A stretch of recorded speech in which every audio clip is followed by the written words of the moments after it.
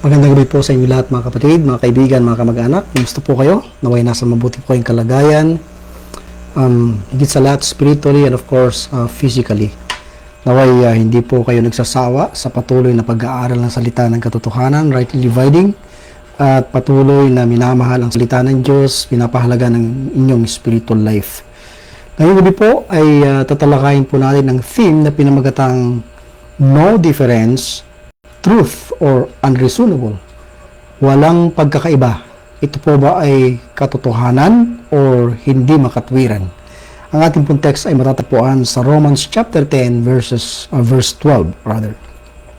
For there is no difference between the Jew and the Greek, for the same Lord over all is rich unto all that call upon Him.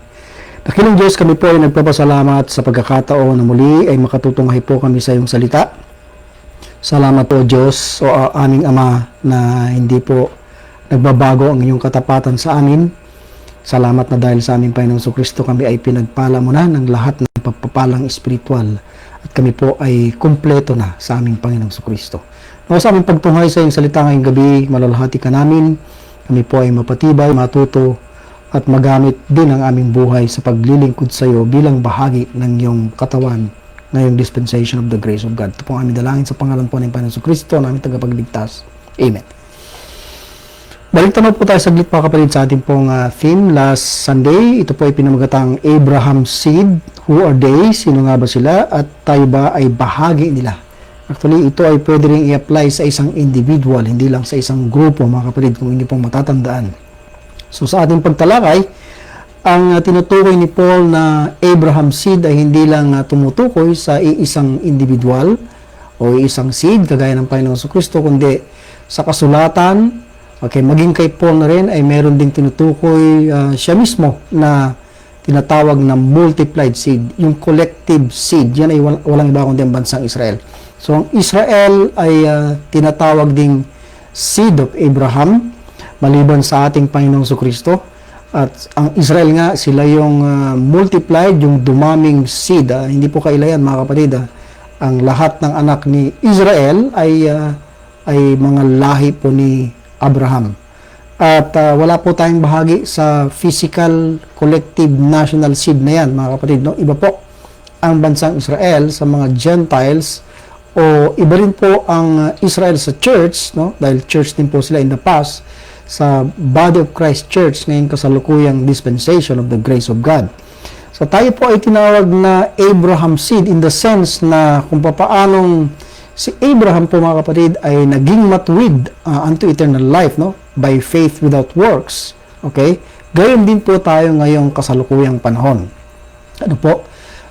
Ang justification by faith ay napangyari kay Abraham. Siya po ay naging matuwid nung siya ay wala pa sa pagtutuli, nung siya ay uncircumcised pa. Kaya fitting pattern or example natin siya, we will say, ng mga Gentiles na uncircumcised na pwedeng mag-justify by faith unto eternal life. So hindi po isang bago yung teaching na justification by faith unto eternal life.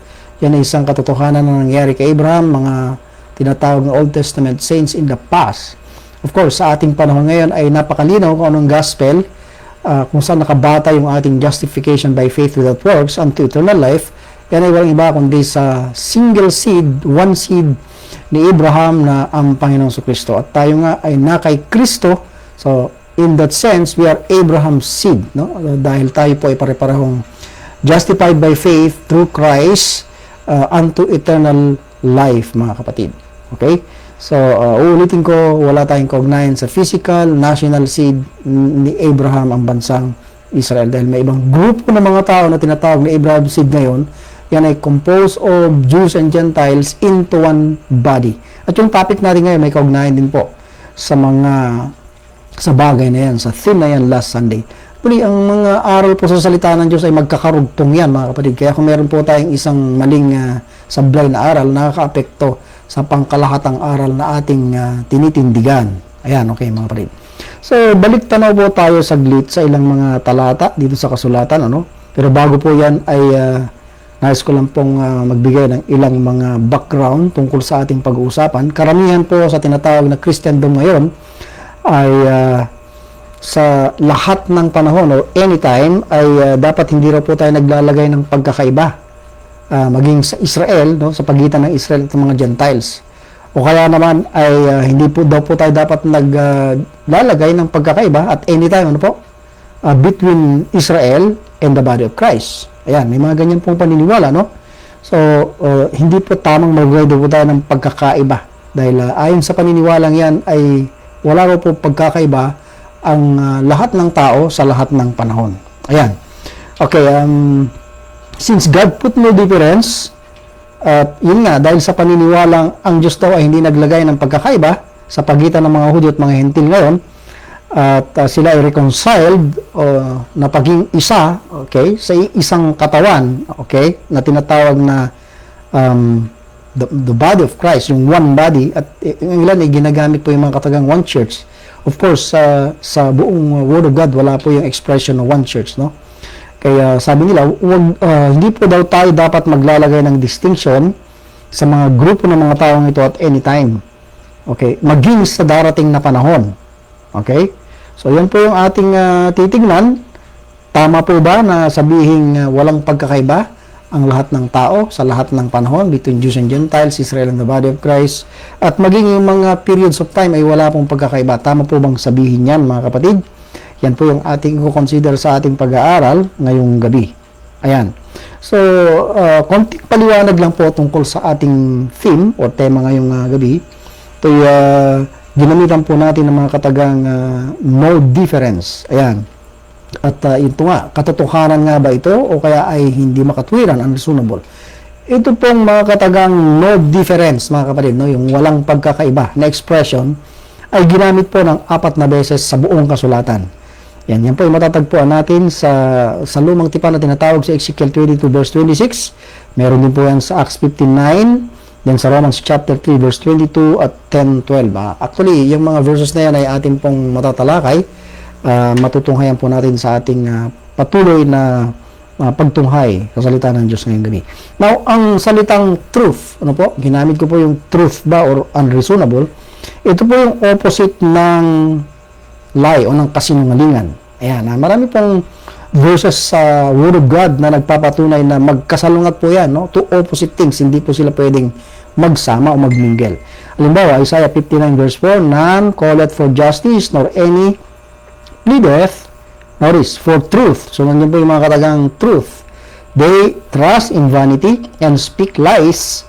They conceive mischief and bring forth iniquity. So, nandyan po yung salitang truth, nandyan po yung salitang lies, plural, or kasinungalingan. At nandyan din po yung salitang mischief at iniquity na kung saan ay associated with the word lie or kasinungalingan. So, John 8:44, ang Panginoon Kristo sa kanyang mga Jewish audience na mga unbelievers sa bansang Israel in the past, sabi nga, "Ye are of your father the devil, and the lusts of your father," yung pita ng inyong ama, yun ang ginagawa ninyo. Sa mga unbelieving Jews po yan. "He was a murderer from the beginning, and abode not in the truth." Notice yung salitang the truth. Because there is no truth. Walang katotohanan kay Satan, sa devil, no? When he speaketh a lie, so notice, nandyan po yung lie. Yan yung opposite ng truth. Kapag siya ay nagsasalita ng kasinungalingan, ay nagsasalita siya sa kanyang sarili, sapagkat siya ay sinungaling at ang ama nito, ama ng kasinungalingan. So again, this verse tells us na yung truth at lie ay opposite, magkasalungat. Hindi po sila pwedeng magsama. Romans 1:25, who changed the truth of God, speaking to the Gentiles as a whole in the past, in human race, ano? Okay, who changed the truth of God into a lie and worship and serve the creature more than the Creator, who is blessed forever, amen. Or who is blessed forever, amen. Okay? So, sa susunod na, dito sa verse na ito, ay makikita natin yung mga katagang the truth of God. Yung katotohanan ng Diyos ay pinalitan, ginawang kasinungalingan. Hindi lang po nangyayari in the past, kasalukuyang nangyayari yan sa pangkalahatan dahil sa kasamaan ng human race at maging sa mga aral ngayon, mga kapatid, no, may tinatawag na truth, meron ding tinatawag na lie, may tinatawag na good doctrine, may tinatawag na false doctrine or bad doctrine. So, ito yung dalawang opposing truth. Truth or lie or truth or unreasonable. Yan po yung aking ginamit ngayon na salita, mga kapatid. Now, yung salitang unreasonable ay makikita natin ng dalawang beses naman sa Word of God. Ano po? Ibig sabihin po ng unreasonable is wala sa katwiran or out of reason. No reason, walang katwiran at out of reason. Ayan, ayan. Okay. So sa Acts 25 verse 27, for it seemeth to me unreasonable to send a prisoner and not withal to signify the crimes laid against him. So ito'y tungkol sa case naman po ni Paul, na kung saan ay umaapila upang makaharap niya si Caesar, okay? Sa kanyang panahon, dahil siya nga po ay pinaparatangang masamang tao. Ano po? So, ito po ay pakiusap ni Governor Festus kay King Agrippa. So, nandyan po yung salitang unreasonable, hindi makatwiran, na siya ay iapila o dalhin as a prisoner kay Caesar dahil wala namang nakikitang kasalanan o inosentong naman si Paul. Then 2 Thessalonians 3 verse 2, and that we may be delivered, notice, from unreasonable and wicked men, for all men have not faith. So ginamit muli yung salitang unreasonable at kalakip dito ang mga salitang wicked, masama, no? Evil men, and then yung expression na all men have not faith. So ito'y associated din sa salita sa mga katagang all men have not faith. Ang lahat ng tao walang pananampalataya, or pag walang pananampalataya, ibig sabihin in unbelief. So, ang word na unreasonable dito ay associated kasama sa mga salitang wicked, okay, masama, at unbelief, walang pananampalataya. So, yan po yung salitang unreasonable, mga kapatid. Now, tignan po natin ang ilang mga talata sa banal na kasulatan. Of course, kagaya ng dati ay all scripture po tayo. Of course, rightly dividing. Hindi po natin pwedeng hindi rightly divide ang word of truth. Ano po? Tingnan po natin itong mga talata na kung saan ginamit itong no difference. Of course, hindi rin po natin pwedeng i-set aside o i-ignore ang katotohanan na sa Word of God ay may tinuturong time past, now, and to come. Bagamat hindi po yun ang punto ng Word of Truth, no? Hindi po yun rightly dividing periods of time in the word of truth, but in the word of truth there are periods of time, so we cannot avoid but to notice itong pagkakaiba ng periods of time, dahil malinaw naman sa Ephesians 2:11-12, sa Hebrews 2:5, no, 6:5 ay may word to come. Iba po yan sa old world, no, may mga ganyan po may expression sa word of God. Iba yan sa time past. Yung time past ay iba sa now, iba rin yung now sa to come. So, hindi po pwedeng sabihin hindi po natin pahalagahan yan sa pag-aaral ng Word of Truth, rightly dividing. Dahil ang Word of Truth mismo ang nagsasabi. Okay, so, dito sa time past, mga kapatid, under the law, sapagkat alam naman natin, no, we are not under the law today, but under grace, ayon kay Paul sa Romans 6:14. So, ang tao ng Diyos in the past ay walang iba kundi ang bansang Israel. I would like to read Ezekiel 22 verse 26. Her priests, ang her dyan ay Israel, as we can see at the context mamaya. Her priests have violated my law, law ng Diyos, and have profaned my holy things. They, yung mga priests, have put no difference between the holy and profane, neither have they showed difference between the unclean and the clean, and have hid their eyes from my Sabbaths, and I am profane among them. Notice dito sa verse na ito, no? Ang mga pari dito sa Israel in the past ay lumabag sa mga kautusan ng Diyos, ano? Ano po yung kanilang nilabag, no? Sabi ng Panginoon dito, nilapastangan nila ang mga banal kong bagay, ano? Yung mga pari ay hindi naglagay ng pagkakaiba.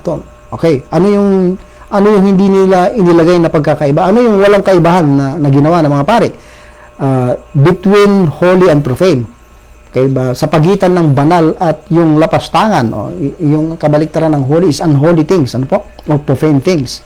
At hindi rin sila naglagay ng pagkakaiba between unclean and clean. Kasi sa batas, sa law of Moses ay may mga clean and unclean na mga bagay. Halimbawa, sa mga hayop, no, sa Leviticus chapter 11 at marami pang iba, no? Ayan.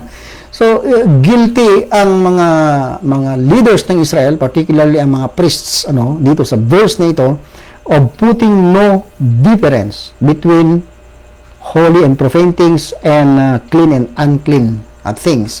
Okay, na ayon sa kautusan. Now, silip lang tayo saglit sa konteksto mga kapatid.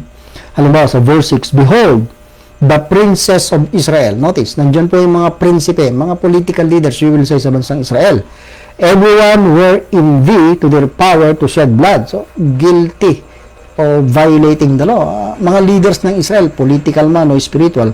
Verse 18, Son of man, okay, notice, the house of Israel, so clearly Israel po dito ang tinutukoy, hindi po tayo mga Gentiles ngayon, is to me become dross. All they are brass and tin and iron and lead in the midst of the furnace.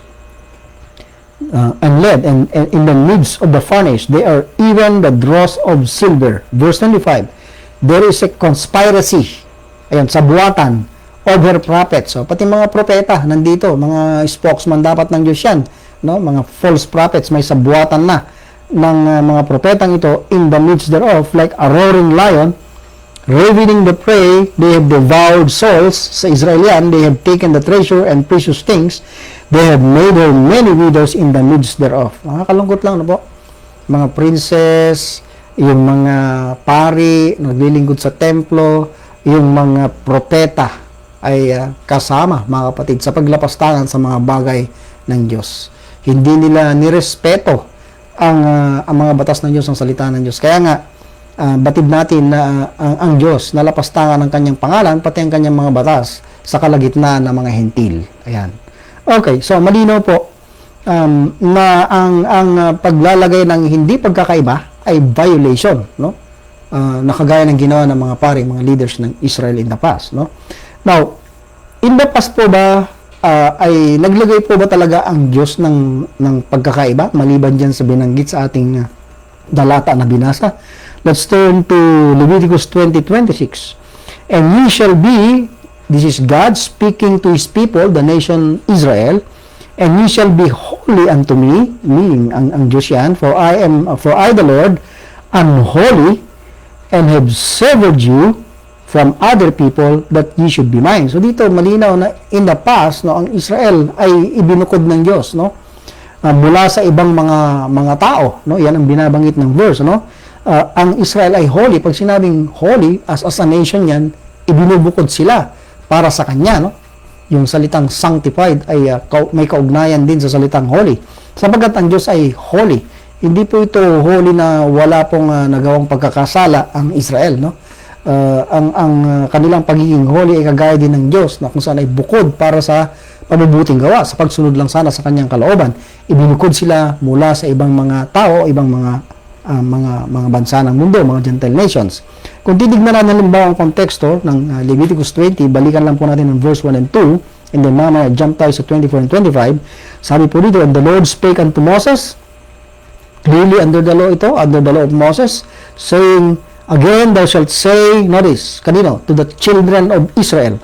Whosoever he be of the children, again, notice, of Israel, hindi po Gentiles or body of Christ ito, or the strangers that sojourn in Israel, that giveth any of this seed unto Molech, he shall surely be put to death. The people of the land shall stone him with stones. So, nasa batas yan, dapat nilang sundin yan. And then verse 24 and 25, But I have said unto you, again, speaking, ang Diyos, Israel, ye shall inherit their land, and I will give it unto you to possess it, a land that floweth with milk and honey. Yung pong land of Canaan yan, hindi pa nila napopossess at this time. A land that floweth with milk and honey, I am the Lord, okay, your God, yung children of Israel, which have, notice, separated. Ako yung nagbukod sa inyo, ang inyong Diyos. Mula kanino? Mula sa ibang mga tao. And then verse 25, ye shall therefore put, dahil sila ay separated, made holy, severed from other people. Sabi ng verse 25, ito'y utos, ye shall therefore put difference. Okay? Maglalagay sila ng pagkakaiba. Clear po yan, ha? Hindi no difference. Put difference between clean beasts and unclean, na hindi po ginawa ng mga pare, ano? Kaya na-violate nila ang law ng Diyos, no? And between unclean, okay, fowls and clean. So, mga marurumi at malilinis na mga ibon, no? Beast naman, mga hayop, clean and unclean. Meron talagang pagkakaiba yan, no? Put difference, sabi nga, no?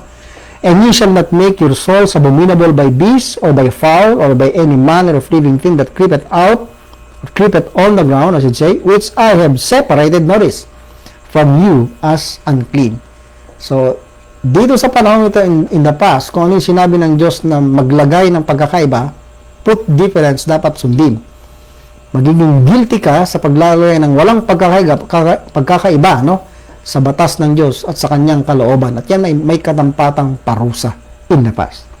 So malinaw po na in time past, sa nation Israel under the law, ang Diyos mismo nagbukod sa kanyang bansa mula sa mga ibang tao o ibang other nations. At may mga clear na indication sa ating mga verse na binasa na kung ano yung sinabi niyang ilagay na pagkakaiba, batid, ayon sa batas, no?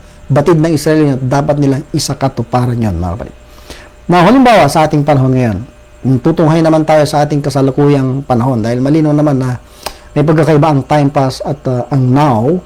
Contrasting po yan, period of time, no? Time pass, then but, may but po sa Ephesians 2:13, ano po? Sa ating panahon ngayon, sa tinatawag ni Paul na kung saan sa panahon ito ay may dispensation of the grace of God na ibinigay sa kanya. Okay? So, consider po natin, dahil ang text po natin is Romans chapter 10 verse 12, ano? Titingnan natin yung context nito at syempre, titignan din natin yung mga references particularly napapaloob sa ating kasalukuyang panahon. Ano po? Gaya ng binanggit ko kanina, 4 na beses binanggit po yung mga katagang no difference. At makikita po natin na matutunghayan yung tatlong iba pa na nasa panahon na po na kung saan si Paul ay nagmi-ministeryo na bilang apostol sa mga Hentil. Okay. So, pupuntahan po natin, babalikan po natin ang Romans chapter 10. No? Basahin po ulit natin ang verse 12. Okay. For there is no difference between the Jew and the Greek. For the same Lord over all is rich unto all that call upon Him. So, ito, verse po na ito ay madalas po na mi-misinterpret, na mi-misuse. Ano po? At ang mga gumagawa po niyan, yung hindi na po naniniwala sa rightly dividing. Hindi kailangan i-rightly divide ang word of truth. Ang gumagawa po, gumagamit ng mga verse na ito, nagmi-misuse, gumagamit ng mali, ano? At nagmi-misinterpret, no? Mali po yung kanilang interpretation, no? Pagpamanhin niyo mga kapatid kung nasasabi ko po ito, hindi po ito para patamaan po kayo, kundi just a presentation once again with the context kung ano po yung punto ng verse na ito. At alalahanin natin na ito po ay nasa kasalukuyang dispensation of the grace of God na po nung sinulat po ni Paul ito. By the way, konting background lang, Romans 9-11 ay patungkol sa Israel. Pupunta kayo sa Romans 9, Israel po ang issue, national Israel. And then sa chapter 10, ganun din po. Nation Israel din, national Israel. Chapter 11, again, national Israel. Take note, national Israel po ang issue po dito. So, Israel in the past, Israel at present, and Israel in the future. Ano po ang kalagayan ng Israel in the past? Sa kasalukuyan, ano ang kalagayan nila sa nation? At ano magiging kalagayan nila in the future? Alam natin na in the past, sila po yung chosen people of God. Marami po yan sa Old Testament scriptures. Subalit sa ngayon ay nag-iba po yung kanilang kalagayan, katayuan. Sila po ay bumagsak sa nation. Historically sa Acts chapter 7. At mamaya babasahin natin yung ilang mga talata bagamat nagkakaroon na po tayo ng pagtalakay sa mga bagay na yan. Kung anong kalagayan nila sa nation ngayon, ano?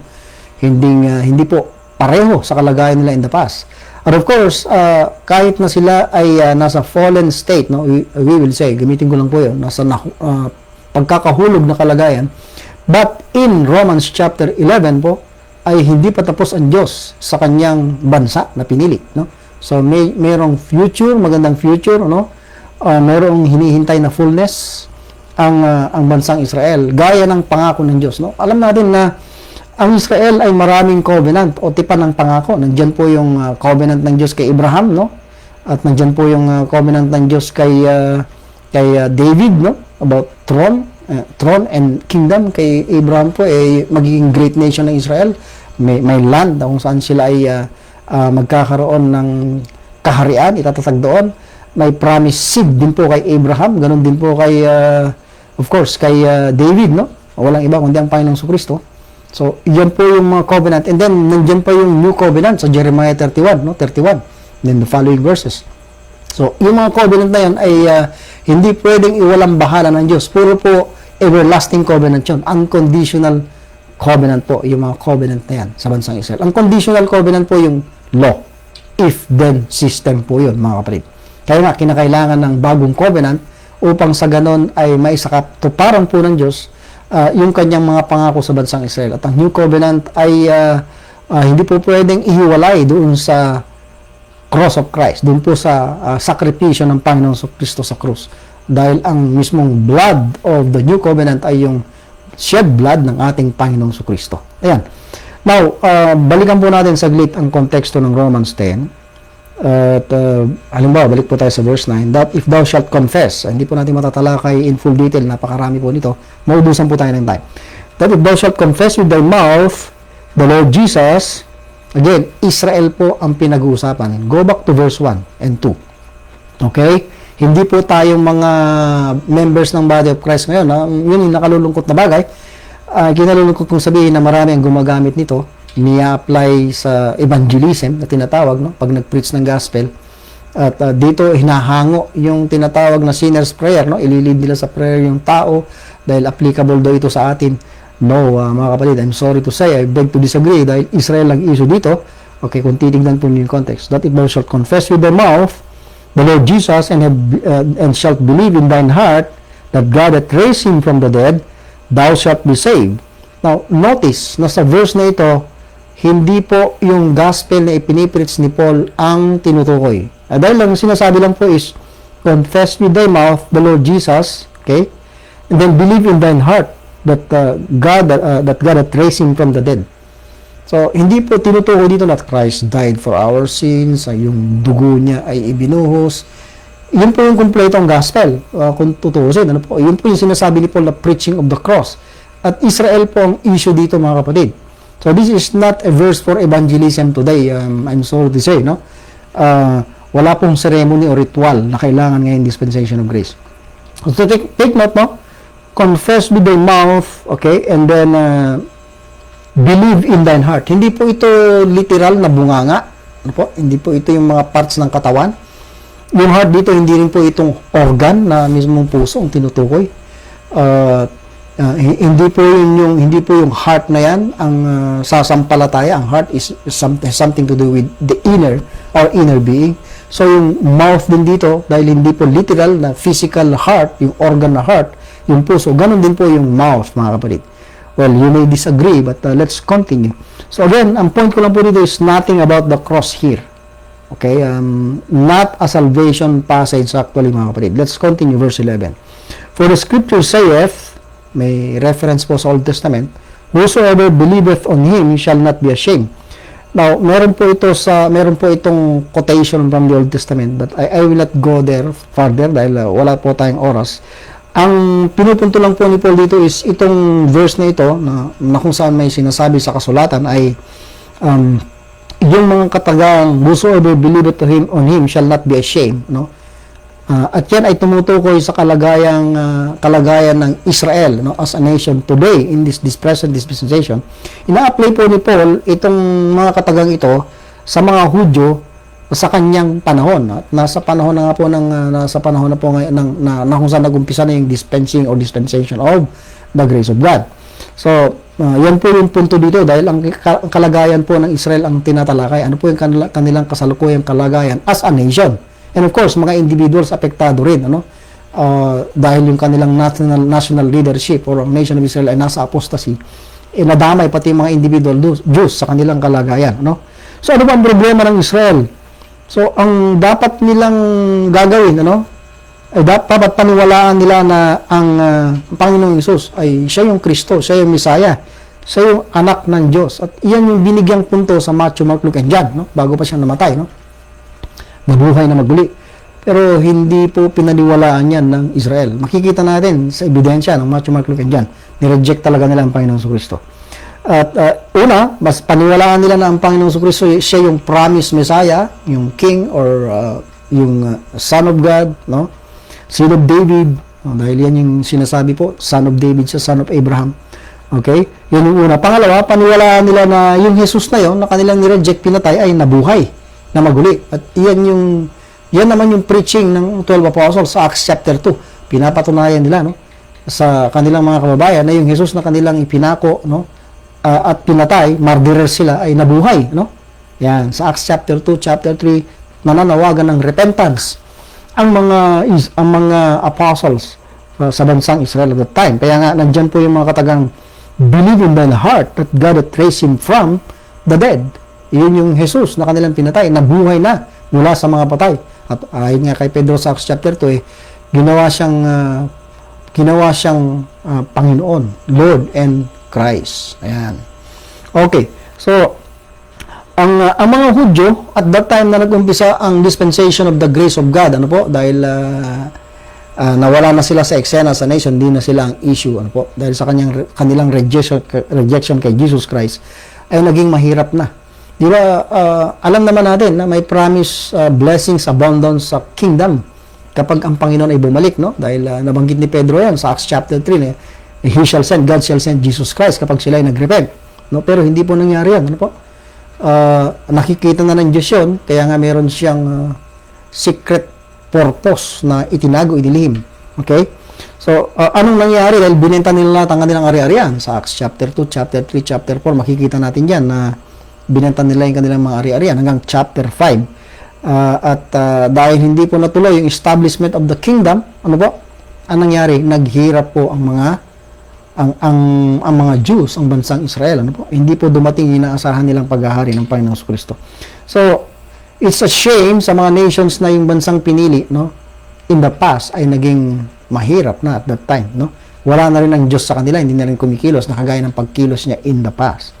So, kung sila lamang ay naniwala sana na yung Jesus na yon siya ang Kristo, okay, siya yung pinangakong hari at yung Jesus na yun na pinatay nila ay nabuhay mula sa mga patay ay magiging maayos, mabuti sana ang kanilang kalagayan. Okay? Balit hindi po nangyari yan, mga kapatid. Let's go to verse 12. For there is no difference. Ito ay sa kasalukuyang panahon, no? Hindi po sa time pass, hindi po ito bumabalik before Paul's ministry. Ano po? For there is no difference between the Jew and the Greek. For the same Lord over all is rich unto all that call upon Him. So, ito yung isa sa mga dahilan kung bakit ang Israel ay dapat kumilala sa Panginoon Jesus na siya yung Kristo at dapat maniwala na siya yung Jesus na yun, yung Jesus ay siyang Kristo na nabuhay mula sa mga patay. Sapagkat sa panahong ito, no, sa kasalukuyan, at the time na nag-umpisa ng dispensation of grace, no, for emphasis, ang Panginoon ay sinasabi dito, the same Lord na siya, no, between Jew and Greek, no, sa panahon na yan ng dispensation of grace, rich unto all that call upon Him. That could not be the case in the past, bago itong ating kasalukuyang dispensasyon, mga kapatid, no? Okay, let's now move to Romans chapter 3, no, to explain more, no, itong bagay na ito, na issue ngayong kasalukuyang dispensation. I have to emphasize that. So Romans chapter 3 verse 9, what then, are we better than they? No, in no wise. For we have before proved, both Jews and Gentiles, that they are all under sin. So Jews and Gentiles, sabi ng verse na ito, sabi ni Paul, no, ay all under sin. So totoo naman yan. So walang pagkakaiba kung ang pinag-uusapan ay kasalanan. Pareho silang nasa ilalim ng kasalanan. So isang punto yan, issue na dapat nating maintindihan. Then let's now go to verse 22. Even the righteousness of God, which is by faith of Jesus Christ unto all, and upon all them that believe, for there is no difference. So eto, nandyan po yung mga katagang no difference. Dahil lahat ngayon, no, Jews and Gentiles are under sin, lahat din ay pwedeng maka-avail, makatanggap nitong tinatawag na justification by faith. Dahil ang issue na po dito yung katwiran ng Diyos na pwede niyang ibigay, no, ipagkakaloob niya as a free gift. Dahil ang lahat nga ay nagkasala, walang matid, wala kahit isa. Pare-pareho lang, Hudyo at Hentil. Hindi pwede ipagmalaki ng Hudyo na sila, hindi, chosen people kami, seed of Abraham kami. Wala silang pinag-iba sa mga Hentil pagdating sa kasalanan, all under sin. Yan. Then, sa verse 22, sa kasalukuyang panahon din po mga kapatid, ang Hudyo at Hentil na parehong hidden, walang Diyos, ano po, ay pwedeng mag-justify din by faith, no? Dahil walang pagkakaiba, pagdating sa justification and salvation, walang pagkakaiba ngayon, ano po? Dahil Sabi ng verse 23, tutuloy natin, for all have sinned and come short of the glory of God. Ayan. So, pareho under sin, pareho rin pwedeng ma-justify by faith without works unto eternal life. Yung may law in the past at walang law ng mga Gentiles ay walang pagkakaiba pagdating sa pagiging makasalanan at walang pagkakaiba pagdating sa kung paano magiging matuwid in the sight of God. Ang kailangan ay yung righteousness of God, katiran ng Diyos, justification by faith without works unto eternal life. By just believing, okay? Believing the Lord Jesus Christ. Yung kanyang ginawang redemption on the cross of Calvary. Yan, sabi ng verse 22, all them that believe. So, all them that believe, Jew or Gentile, pwedeng ma-justify dahil walang difference. Ngayon, pagdating sa justification by grace, no, through faith. Ayan. Okay. So, sa Acts 15 verse 7 and 11, again, ito ay napapaloob sa tinatawag ulit na now, dispensation of the grace of God, sa kasalukuyan. Hindi ko na po i-elaborate o i-explain lahat. Pasadahan po natin Acts 15, 7 to 11, and when there had been mass disputing, ito po ay isang conference ng mga believing Jews, okay? Yung Israel of God or yung little flock na tinatawag, at ng mga members ng Church, the Body of Christ, mga apostles between these two groups, yung grupo ni Pedro at grupo ni Paul, ay nandito, nagpulong-pulong dahil may problema, ano po? Pinipilit ditong mga Jewish believers na ipa-circumcise, ipatuli ang mga Gentile converts, ano? At pasundin sila sa kautusan kagaya nila. Ayan. Pero hindi po pwede yun dahil iba po yung ating kasalukuyang dispensation. Hindi po law ang dinidispense, kundi yung grace of God na ibinigay kay Paul. So, tuloy po natin. And he said unto them, men and brethren, you know how that a good while ago God made choice among us that the Gentiles by my mouth should hear the word of the gospel and believe. And God which knoweth the hearts bear them witness, giving them the Holy Ghost, as he did even unto us. Even as he did unto us. Sorry. And then notice, verse 9, and put no difference between us, as is yung mga Hudyo, and them, mga Gentiles, purifying their hearts by faith. Now therefore, why tempt ye God to put a yoke upon the neck of the disciples? Yoke is ibabalik sila sa kautusan at pagtutuli, no? Pagsunod sa pagtutuli. Which neither our fathers nor we were able to bear. Totoo nga naman. In the past, hindi talaga nila nagawa yan, no? But we believe that through the grace of the Lord Jesus Christ, we shall be saved even as they. So, tama naman. Ang salvation naman kasi is talagang by grace, no? But particularly, sa puntong ito is, gaya ng sinabi ko, nasa dispensation of the grace of God na.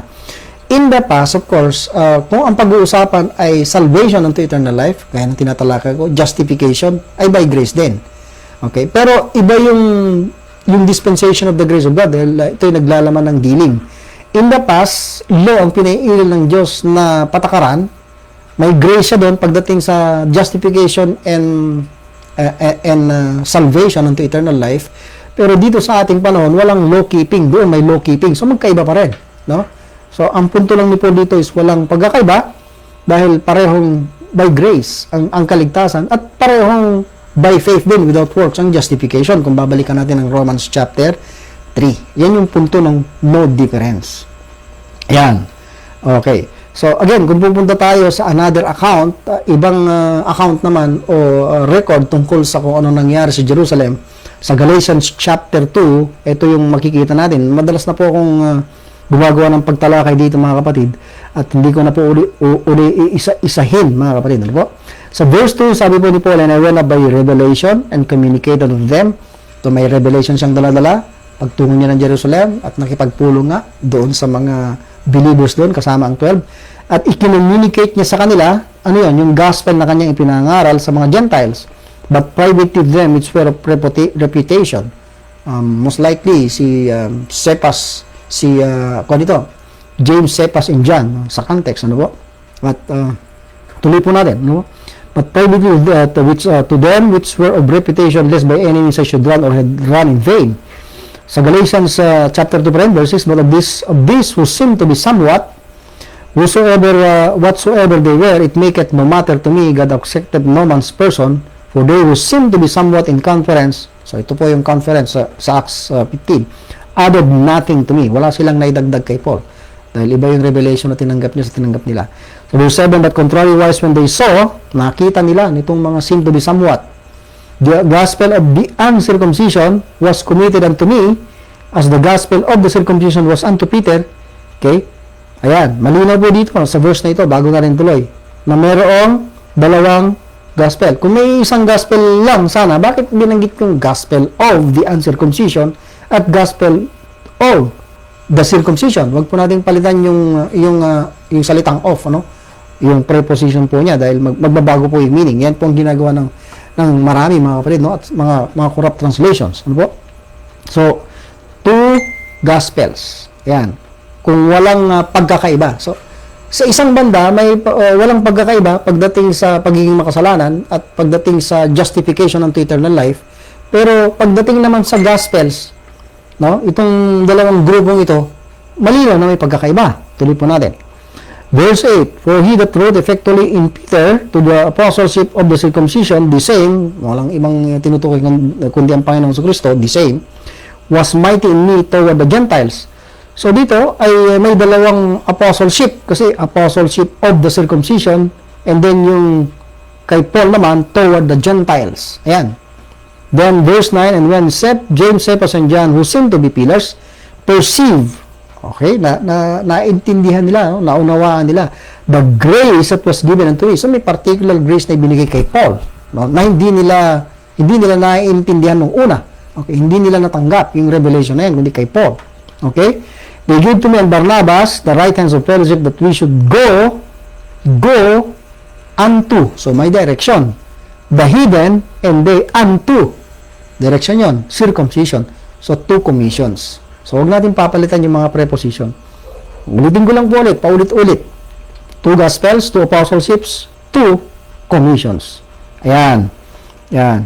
Okay. So, again, hindi natin pwedeng i-apply itong expression na no difference, ano, sa lahat ng tao, sa lahat ng panahon. Dito sa dispensation of grace, yung expression ng no difference ay may kaugnayan sa kaligtasan, justification, sa pagiging makasalanan. Pero at this context, very clear na may difference pagdating sa gospels, pagdating sa apostleships, at pagdating sa commission. So, what about that, mga kapatid? I-deny po ba natin yung mga katotohanan yan? Now, meron po ba tayong pruweba na in the past, no, kahit in the past, itong dalawang grupong ito, yung Israel of God at saka body of Christ, Israel and the Gentiles and the nations ay may pagkakaiba? Ayan, tingnan natin, halimbawa. Obviously, alam na natin ang sagot. Genesis chapter 12 verse 2. Sabi ng Diyos kay Abraham, I will make of thee, kay Abraham, a great nation, I will bless thee, and make thy name great, and thou shalt be a blessing. Kanino po sinabi ng Diyos ito? Maliban kay Abraham o kay Abram. Okay? Another verse is Genesis 22:18, and in thy seed shall all the nations of the earth be blessed, because thou hast obeyed my voice.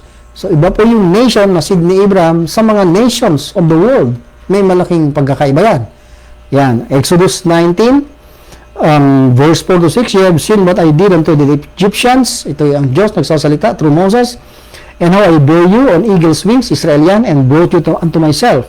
Now therefore, if you will obey my voice indeed, and keep my covenant, eto na, yung tinatawag na old covenant, then ye shall be a peculiar, Israel, children of Israel ang tinutukoy, a peculiar or a special people or treasure unto me, above all people, or above all people, for all the earth is mine.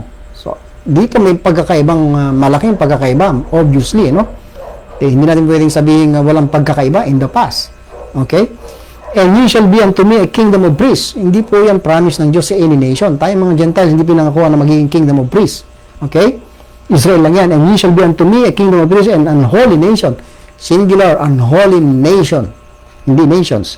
These are the words which thou shalt speak, kanino? Unto the children of Israel. Then sa Matthew 10:5, sa ministry ng ating Panginoon Kristo, no? Nababasa na natin madalas to. These 12 sent forth, Jesus sent forth, yung 12 apostles, and commanded them saying, go not into the way of the Gentiles. So hanggang sa mga pagkakataong ito, may distinction. Huwag silang pupunta sa mga daan ng mga Gentiles. So may difference pa rin, ano? Into any city of the Samaritans enter ye not, but go rather to the lost sheep of the house of Israel. Dahil kakaiba pa rin ang Israel this time. May difference pa rin. Okay? Matthew 15:24, but he answered and said, doon po sa Canaanite woman, na isang Gentile, tinawag niyang dog, no, aso, I am not sent, but unto the lost sheep of the house of Israel. So ito yung mga verses na nagpapatunay na in the past, meron talagang difference. So pag ang Diyos naglagay ng difference, tanggapin, paniwalaan po natin. Hindi po yung naglagay siya ng difference, then gagayahin po natin yung mga priest na hindi na tayo maglalagay ng difference. Violation po yon sa salita ng Diyos, mga kapatid, no? So, dito sa Romans 10, there is no difference between the Jew and the Greek sa kasalukuyang dispensation, in the sense na, ayon sa verse 12, the Lord, the same Lord siya over all streets unto all that call upon Him. Na pwede ma-justify ang sino mang tao ngayon, Hudyo man siya o Grego, o Hudyo man o Gentile, by faith without works. Okay? Parehong nasa ilalim ng kasalanan, kaya parehong pwedeng ma-justify, maging matuwid, maligtas. Okay? By grace through faith, without works. Ayan. At hindi issue yung law system or performance-based system under the law. Now, what about in the world to come? So, sa kasalukuyan, ang bansang Israel ay nasa bagsak na kalagayan, ano? Batay sa Romans, na mamaya tutunghayan natin.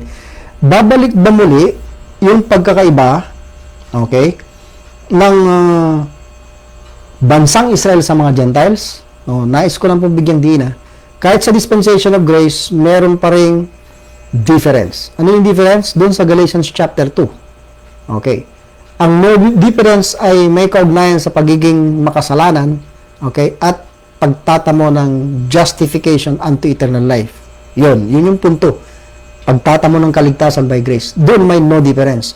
Pero pagdating sa gospel, clear na may difference. Pagdating sa apostleship, clear na may difference. Pagdating sa commission, doon sa Galatians 2, clear na may difference. Sana hindi po natin ikalito yon kasi nilalahat na po ng lahat pag ginamit po yung salitang no difference out of context. Ayan. Ayan. Sa Romans 11:26-27, ano ang mangyayari? Ano ang magiging future ng Israel? Sabi ng verse 26, and so all Israel shall be saved. Okay, nangyari na po ba yan ngayon? Hindi pa. So all Israel shall be saved. Of course, believing nation yan dahil hindi naman lahat ng Israel ay talagang kasama sa Israel of God. So this speaks of the believing Israel. Maging ang little flock ay tinawag na yan na holy nation. No? Bagamat kukunti pa sila. Pero in the future, of course, lalaki yan. Okay?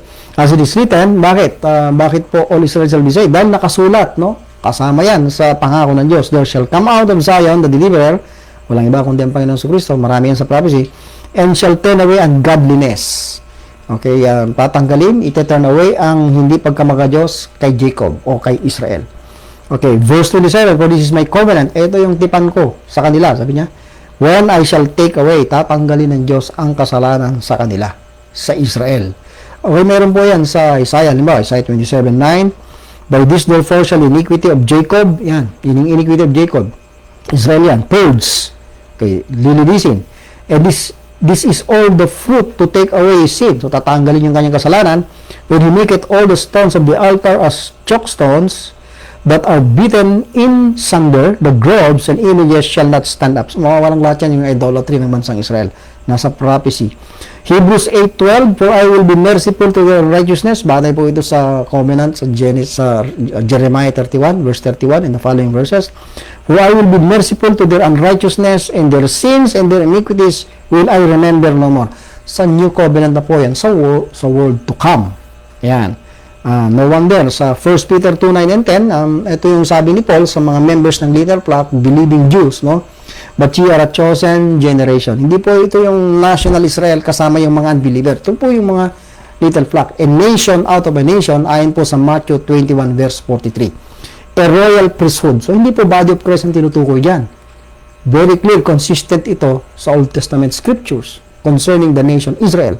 But ye are a chosen generation, a royal priesthood, speaking to the little flock, a holy nation, a peculiar people, that ye should show forth the praise of him who hath called you out of darkness into his marvelous light. So, ito yung mga naliwanagan. Ito yung mga na-save sa bansang Israel. Uulitin ko, members ng little flock. Which in time past, were not a people. Of course, sa bansang Israel, mayroong mga talagang hindi tao ang Diyos. Seed of Abraham, pero hindi sila justified by faith. No? Yan. But are now, speaking to the members of the little flock, mga saved Jews, ano po?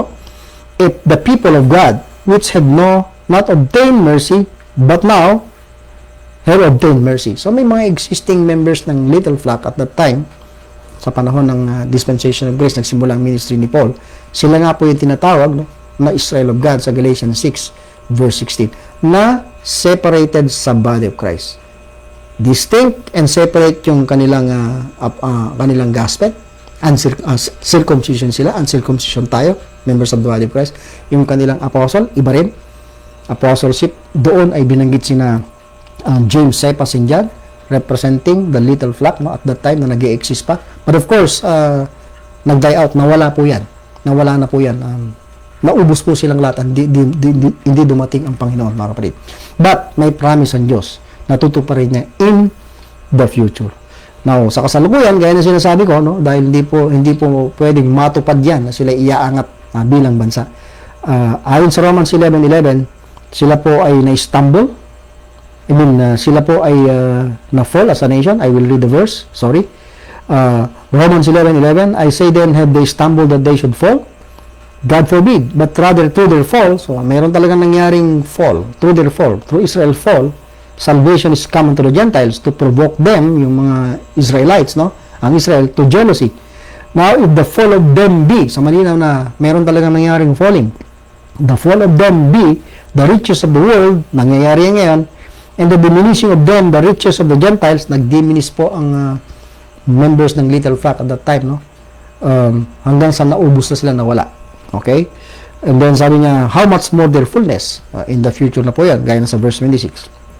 For I would not, brethren, that you should be ignorant of this mystery, lest you should be wise in your own conceits, that blindness in part, may partial blindness po na nangyari sa national Israel, is happened to Israel, sabi niya, until, pero may termination. Kailan yun? The fullness of the Gentiles become in. Magandang pag-aralan mo po itong mga katagang fullness of the Gentiles. Hindi po ito total number of the Gentiles na masasave. Hindi, fullness of the Gentiles. At may context po ito, mga kapatid.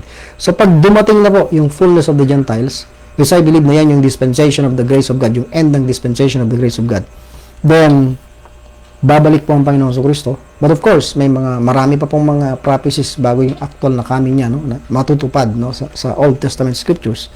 Pagbalik niya, mga kapatid, ay all Israel shall be saved. At isa sa katuparan ng Diyos, yung nabimbing yung mga pangako, covenant niya with His people, the nation of Israel. So, mag-conclude po tayo bago tayo magtapos, mga kapatid.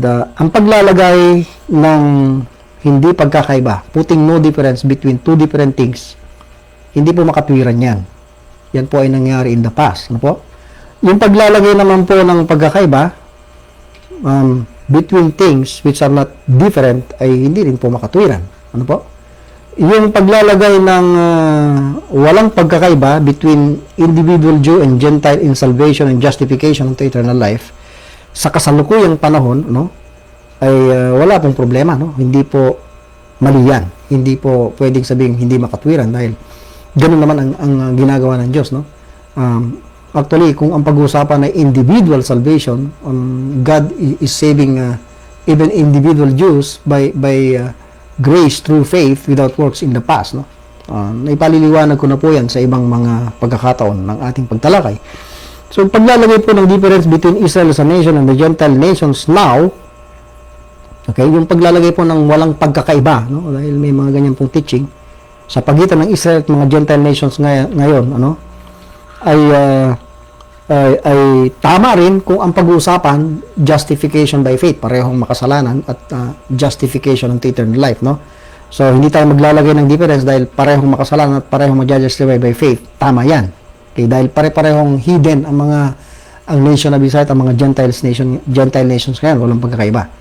Okay, putting no difference, yung paglalagay naman ng paglalagay ng ng no difference, no, between Israel, the Israel of God and the BOC is unreasonable. Hindi po tama yan. At kasinungalingan po yan dahil kabaliktaran po yan ng katotohanan, no?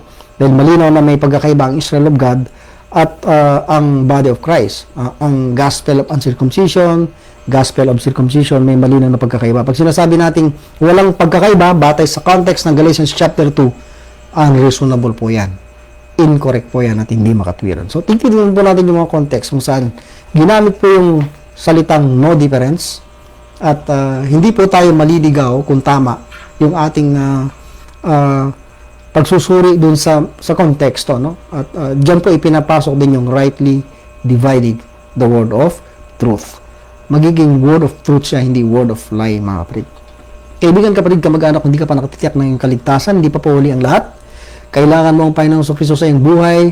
Sa kasalukuyan ay walang pagkakaiba ang lahat ng tao. Kung ikaw man ay isang sinasabi mong religious leader, mayaman, mahirap, may pinag-aralan, wala, no? Ay pare-pareho po tayong makasalanan. All individuals today ay in the sight of God, nasa ilalim ng kasalanan. At pare-pareho rin po tayo ng paraan ng kaligtasan. Hindi po kailangan yung paramihan tayo ng mabuting gawa dahil hindi maliligtas ang tao sa mabuting gawa. Pagandahan, palakihan ng grupo, ng reliyon, no? At paramihan ng mga sikat na taong miyembro, no? Hindi po doon nasusukat ang kaligtasan, no? Marami pong napapahamak dahil sa paniniwalang yan. Hindi mo kailangan ng reliyon, kaibigan, kapatid, kamag-anak. Kailangan mo lang ang Panginoong Kristo dahil isa lang ang tagapagligtas. Sa ating panahon ngayon, ang Diyos ay nagliligtas by grace through faith, walang kalakip na gawa. Dahil si Kristo ay namatay dahil sa iyong kasalanan. Kaibigan, kapatid, ang kanyang dugo ibinuhos.